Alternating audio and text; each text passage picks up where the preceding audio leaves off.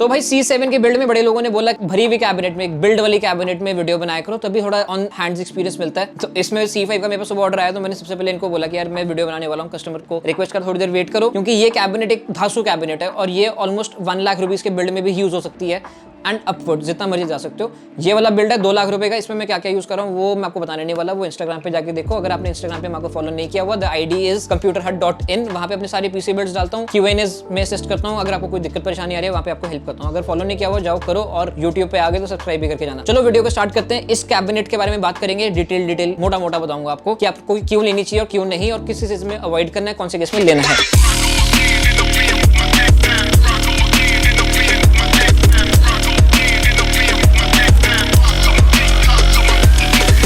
सबसे पहले फैंस के बारे में बात करते हैं। इसके अंदर 7 फैंस मिलते हैं मेरे को, उसमें 3 और 3 रिवर्स ब्लेड फैंस हैं, PWM फैंस है, रिवर्स ब्लेड है। अगर मैं बाहर मार्केट में जाकर देखूंगा, मैं अपने ऑलरेडी और भी वीडियोस में मेंशन कर चुका हूं, 3 पंखे का सेट मेरे को 5000 का मिलता है रिवर्स ब्लेड का, और 10,000 के तो पंखे ही मिल गए। तो अगर मैं पंखे निकाल के भी दे दूंगा, ये कैबिनेट फ्री है मेरे पास। 3 फैंस नीचे, 3 फैंस साइड पे मेरे को रिवर्स ब्लेड मिल गए, जो हमारे इंटेक्स के लिए काम करेंगे। एक रेयर फैन लगा हुआ है, वो एग्जॉस्ट के लिए काम करेगा। टॉप पे मैं कूलर लगाऊंगा। मैं नेहरू प्लेस से उस दुकान से नहीं हूँ जहाँ पे आजकल एलियन आ रहा है, तो मैं रेडिएटर भी ऊपर ही लगाऊंगा और वो एग्जॉस्ट पे रहने वाले। तो मेरा एकदम air flow is in a good way, मेरा एयर फ्लो बनाया आएगा। आपको बस लिक्विड कूलर लगाना है और फिर एयर फ्लो की टेंशन नहीं लेनी है आपने। फिर बात करते हैं सबसे इंपॉर्टेंट पार्ट की, आईओ पोर्ट्स। आईओ पोर्ट्स में मेरे को ऊपर 2 USB 3.2 टाइप A पोर्ट्स मिलने वाले, पेन ड्राइव वगैरह लगा सकते हो, हार्ड ड्राइव लगा सकते हो। एक USB 3.2 टाइप C मिलने वाला है। फिर ऑडियो के लिए मेरे को 2 सेपरेट पोर्ट्स मिलने वाले हैं, ऑडियो के लिए, हेडफोन का अलग, माइक का अलग। अगर आपके पास वो हेडफोन है जिसका सिंगल ही है जैक 3.5 mm ऑक्स वाला, तो आप मार्केट में जाके Amazon से 150-200 रुपए का वो स्प्लिटर ले सकते हो, जहाँ पे आप एक प्लग इन करोगे और 2 हेडफोन और माइक वो सेपरेट हो जाएगा। फिर ऑफ कोर्स सबसे इंपॉर्टेंट पार्ट, LED बटन मिल जाता है आपको। LED बटन जिस भी कैबिनेट में होता है उसका मतलब ये होता है कि उसके अंदर एक कंट्रोलर है। अगर कंट्रोलर होता है तो आपका पूरा केस, फैंस जितने भी होते हैं वो सारे सिंक हो सकते हैं एक ही डिवाइस से। अब मैं LED अगर चेंज करूंगा तो मेरे हर एक चीज की LED चेंज होगी, including the liquid cooler fans, case fans, rear fans, सारा कुछ चेंज होगा। सपोर्टिंग के बारे में बात करते हैं, GPUs के बारे में अप टू 4090 एकदम मजे से लगाना। बट मेरा एक ओपिनियन है, पर्सनल ओपिनियन है, don't take it in other case. मैं आपको इस कैबिनेट में 4090 रिकमेंड नहीं करने वाला। एंटेक में C8 लगाओ, रीजंस हैं उसके। जब मैं इसमें 4090 लगा रहा हूँ, वो एकदम एज टू एज है, ठीक है, जिसकी वजह से मेरा air flow, not edge to edge, size wise, air flow wise मेरा 4090 इतना बड़ा है। ROG का 4090 साले तू ROG का 4090 is one of the biggest 4090s in the market right now. उसको लगाने के बाद मेरा एयर फ्लो थोड़ा ऑब्स्ट्रक्ट हो रहा था। इसके लिए मैं आपको रिप्लेसमेंट बोलूंगा, एंटेक की C8 लगाओ। It is very very airy cabinet, बहुत खुली डुल्ली कैबिनेट है, उसमें आप जैसा मर्जी कॉन्फ़िगरेशन लगा सकते हो। इसमें नहीं, इसमें मत लगाओ, ठीक है। इसमें गो टू अप टू 4080 तक लगाओ मैक्सिमम। 4090 के लिए छोड़ दो, उसको C8 के लिए रहने दो। सबसे इंपॉर्टेंट बात, मदरबोर्ड सपोर्ट। मदरबोर्ड सपोर्ट में ये बहुत बेसिक सा पॉइंट होता है, मेरे को बोलना पड़ता है एक बारी, क्योंकि इसके बाद एक बहुत इंपॉर्टेंट फीचर आने वाला है, इसको सुनना पड़ेगा आपको ढंग से। ITX, M-ATX वगैरह सारे साइज लग जाएंगे, फुल ATX लग जाएगा, E-ATX नहीं लगेगा। एक छोटा सा फीडबैक है, अगर मेरे को फुल ATX मदरबोर्ड लगाना है इसमें, तो मेरे को पहले नीचे के 3 पंखे उतारने पड़ते हैं IOs लगाने के लिए, जो ऑडियो, USB, तारे, ये सब कुछ लगाने के लिए मेरे को निकालना पड़ेगा। उसके बाद ही लगेगा आपका बोर्ड, नहीं तो अदरवाइज आप लगाने के बाद रियलाइज करोगे, फिर आप पंखे खोलोगे, फिर आप तारे लगाओगे। पर मैं ये भी नहीं बोलूंगा कि ये गलत है, this is how it is, ठीक है, इन कैबिनेट्स में जहां पे फुली। और उसका फायदा ये है कि आपको नीचे आईओ वाली तारे नहीं दिखेंगी, बहुत बड़ा फीचर होता है। काफी बड़ी बड़ी कैबिनेट्स में आईओ की तारे दिखती है, क्योंकि वो रंग बिरंगी होती हैं। और इससे याद आया, एक स्पेशल रिक्वेस्ट है एंटेक, जो आपका ब्लैक वाला वेरिएंट है और जो आपका व्हाइट वाला वेरिएंट है, उसके तारों को भी कलर स्पेसिफिक कर लो। सिर्फ आपकी HD ऑडियो है जिसमें रंग बिरंगी तारे हैं, उसको ब्लैक वाले केस में ब्लैक कर दो, व्हाइट वाले केस में व्हाइट कर लो, then it will be a 10 on 10 cabinet for me. बहुत सारे यूजर्स के लिए 10 on 10 हो जाएगा। फिर बात करते हैं सबसे important, radiator support. Radiator support के लिए टॉप पे 360 मिल गया, बॉटम पे 360 मिल गया, साइड पे 280 mm का ही मैक्सिमम लगेगा, अदरवाइज आपका ऑब्स्ट्रक्शन आएगी with the graphic card of the case. अब अगर कंपैटिबिलिटी बॉटम के साथ है तो उसका मतलब ये नहीं है कि मैंने कूलर के रेडिएटर को बॉटम में ही लगाना है। नीचे वाले केसेस में सिर्फ तब लगेगा अगर आप डुअल रेडिएटर सपोर्ट में काम कर रहे हो और कस्टम लूप कर रहे हो अपने पीसी को, सिर्फ तब उस केस में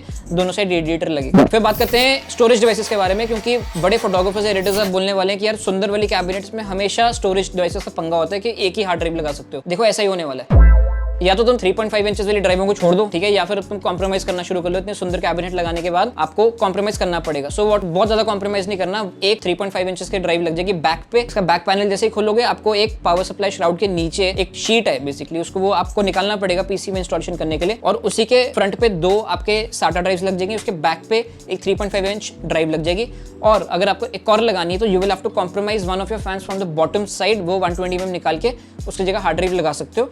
देखने में इतना अच्छा करने लगेगा, बट जिसको स्टोरेज की बहुत ज़्यादा जरूरत है वो ये करेंगे, बट ये आपको पता होना चाहिए। और जैसे ये वाला पीसी बिल्ड है, इस वाले पीसी बिल्ड के बारे में वैसे मैं बात नहीं करना चाहता था, बट आपको हल्का सा आइडिया दे देता हूँ। ये एक एडिटर की मशीन है, 3D ब्लेंडर वगैरह यूज होने वाला है, 3D सॉफ्टवेयर रन होने वाले हैं, तो आपको स्टोरेज की बहुत ज़्यादा जरूरत होती है। सो मैंने इसमें कॉन्फ़िगरेशन क्या रखी हुई है, एक Gen 4 SSD रखी, बाकी 2 Gen 4 SSD, तीनों 1 TB की है। जो मेरी दूसरी 2 1 TBs हैं वो मैंने रेड कॉन्फ़िगरेशन में करा हुआ है। रेड कॉन्फ़िगरेशन माने क्या होता है, जो बॉटम में 2 NVMe ड्राइव्स है उसमें से सिर्फ मेरे को कंप्यूटर एक दिखाएगा मेरे रेड कॉन्फ़िगरेशन करने के बाद। कुछ भी मैं अपनी उस ड्राइव में डालूंगा वो ऑटोमेटिकली क्लोन होकर मेरी 3rd NVMe में चल जाएगी, ताकि कल को अगर मेरा पीसी क्रैश हुआ या मेरी SSD करप्ट हो गई है तो जो मेरी सेकेंडरी SSD है उसका डेटा उठ के आगे आ जाएगा, तो मेरा डेटा बच जाएगा। ओवरऑल एक ही डिसएडवांटेज है इस कैबिनेट की, मुझे और कोई डिसएडवांटेज नहीं देखी, क्योंकि मैं इसमें काफी बिल्ड्स कर चुका हूं ऑलरेडी।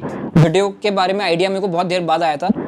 तो इसके अंदर आपको एक चीज बहुत ध्यान रखनी है, पावर सप्लाई लगाने से पहले, पावर सप्लाई सबसे लास्ट में लगाना, उससे पहले मदरबोर्ड, कूलर वगैरह सब कुछ लगा लेना। सबकी LED केबल्स को आपको बाहर बिना पावर सप्लाई लगाए केबल मैनेज करनी पड़ेगी। एक रीजन बता देता हूँ, एक पंखे में 2 तारें होती हैं, एक होती है PWM वाली जिससे फैन चलता है, अगर नॉन PWM फैन भी है तब भी उसमें एक तार होगी फैन वाली। दूसरी होती है LED वाली, इसमें कितने पंखे लगे हुए हैं, 10 फैंस में तारे कितने भी 20। भाई 20 तारे कहाँ रखोगे, तो बहुत सारी केबल्स को मैनेज करना पड़ता है, वो पहले ही कर लेना, उसके बाद पावर सप्लाई लगाना, क्योंकि पावर सप्लाई लगाने के बाद you will not have any room for cable management, उसको बहुत ध्यान से करना पड़ता है।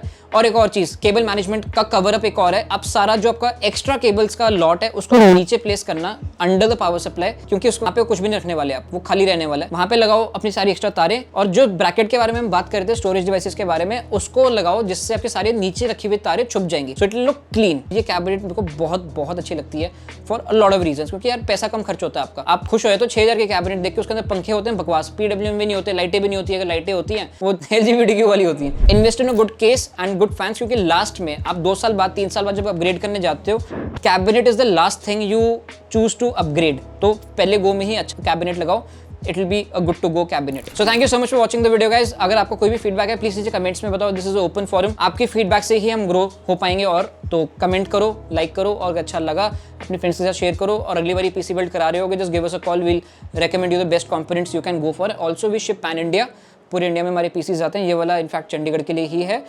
मोस्टली हमारे केसेस बाहर ही जाने होते हैं, दिल्ली, राजस्थान, अलग अलग जगहों पे। So if you are planning to build a PC, और हमारे पीसी 1,20,000 रुपीज से स्टार्ट होते हैं, so in case you planning for a build, just give us a call, connect with us. अगर आपका बजट है 1,20,000 से ऊपर, just give us a call. अगर आपको हमारे प्राइसेस समझ आए then you can get it build from us, या फिर अपने लोकल मार्केट से भी उठा सकते हो। So thank you so much for watching.